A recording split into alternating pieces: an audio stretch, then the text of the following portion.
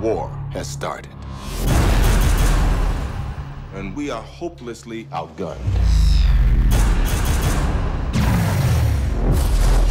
Director Fury, I think it's time. Congratulations on the film. Thank you. Tell me about that first day when you all assembled. It must have been pretty special, right? Yep. It was intimidating and fun. And exciting walking on set, seeing all these great actors, but also these great characters and superheroes. I've grown up watching these actors my entire life.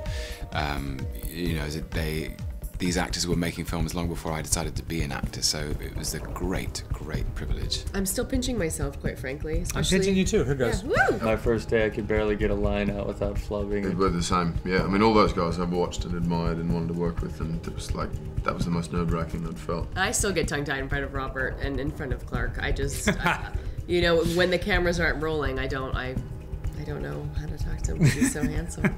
Now, what's Loki up to in this one? What's his beef? His beef is still similar to the first one. He has no kingdom. He was cast out from his own kingdom and he's come down to planet Earth to refashion it as his own personal kingdom, which he believes is his due. Thor feels an incredible amount of responsibility for what's going on because Loki's sort of motives are rooted in his resentment for Thor and his situation. So, you know, it's like, yeah, it becomes quite a personal approach to it.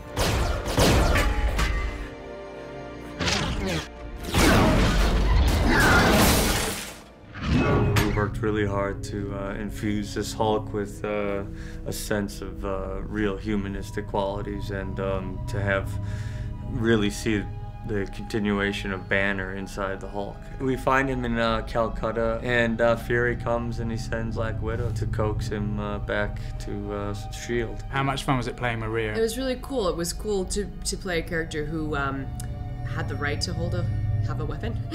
Unlike somebody that we use the gun sometimes on How I Met Your Mother, but it's almost in a joke sense. So it was really cool to play somebody who it was a weapon to kill when need be. You know, she stands up for herself against Samuel L. Jackson, which must be nice as well to have such a sort of strong character. Absolutely, and it was great to do those scenes with Sam and to have those moments and not only to be challenged by him, but to be, you know, to hold that authority. I have an army. We have a Hulk.